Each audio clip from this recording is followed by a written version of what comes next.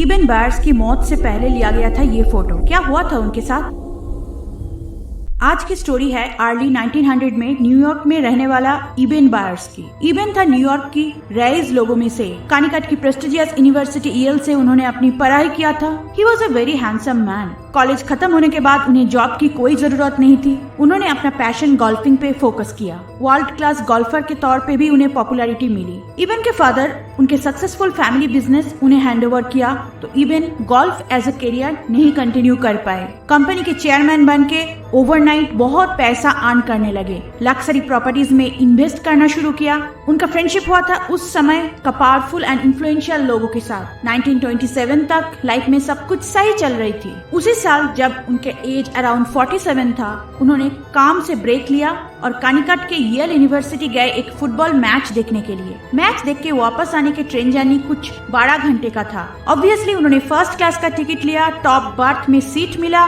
नींद में रोल करते हुए वो सीट से गिर गए। सोल्जर और हाथ में गहरी चोट लगी। किसी तरह से वो वापस अपनी सीट में जाके सो गए। पिट्सबर्ग अपने घर वापस आने के बाद सोल्जर पेन बहुत ज्यादा ट्रबल दे रही थी तो उन्होंने इमीडिएटली डॉक्टर को दिखाया। डॉक्टर चेक करके बताया कि कोई स्ट्रक्चरल डैमेज तो नहीं हुआ, लेकिन पेन से रिलीफ पाने के लिए मार्केट में एक नया प्रोडक्ट आया है जो वो ट्राई कर सकते हैं। ये टॉनिक क्वाइट एक्सपेंसिव है लेकिन इबन इजीली अफोर्ड कर सकते हैं। इस टॉनिक का नाम है रेडिथॉर। ये किसी भी तरह का पेन से रिलीफ देगी और एनर्जी भी बूस्ट करेगी। डॉक्टर ने उसे रेडिथॉर प्रिस्क्राइब किया।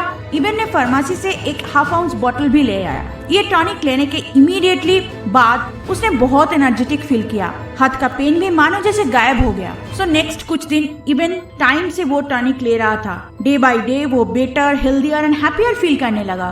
उसको लगा ये सब उस मिराकल टॉनिक का कमाल है, इसलिए उसने प्रेस्क्राइब डोज से भी ज्यादा लेना शुरू कर दिया। एक टाइम ऐसा आया जब वो दिन में 3 बॉटल तक रेडिथॉर लेता था। ऐसा ही चलता रहा। सब कुछ अच्छा ही चल रहा था लेकिन 1931 में अचानक एक दिन उसे लगा कि उसके लोअर जॉ स्कल से अलग हो गया है। नर्व डैमेज के कारण उन्हें कोई पेन फील नहीं हुआ। इसके पीछे भी था वो हेल्थ टॉनिक रेडिथॉर जो असल में रेडियो एक्टिव वाटर है। अर्ली 1900 के टाइम पे ऐसा माना जाता था रेडियो एक्टिव एलिमेंट रेडियम को बीमारी के इलाज में यूज किया जा सकता है विदाउट एनी साइड इफेक्ट। इसलिए उस टाइम पे बहुत सारे हेल्थ प्रोडक्ट्स में रेडियम यूज किया जाता था। रेडिथॉर उनमें से ही एक था। ये लिटरली बनाया जाता था पानी और रेडियम को मिला के। 3 साल से 1400 बॉटल पीने के बाद इबन के बॉडी में साइड इफेक्ट्स आना शुरू हो गया। सर्जरी से उसका लोअर जॉ अपर जॉ का कुछ हिस्सा रिमूव कर दिया गया। 1931 के एंड तक उसका स्टोरी पूरे दुनिया में हेडलाइन बन गई थी। रेडिथॉर के साइड इफेक्ट्स के बारे में लोग बात करने लगे थे। इबन कम्प्लीटली बेडरिडन हो गया। उसका स्काल में होल होना शुरू हो गया जिसलिए उसकी ब्रेन स्काल से बाहर आ चुका था। 1932 में उसकी मौत हो गई। उसको पिट्सबर्ग में दफन किया गया था एक specially design lead line coffin में ताकि उसके बॉडी से निकला रेडिएशन एब्जॉर्ब हो जाए। दफन करने के 30 साल बाद 1965 में साइंटिस्ट ने उसका कॉफिन निकाला तो पता चला रेडिएशन लेवल एग्जैक्टली सेम है जैसा उसके मौत के टाइम था।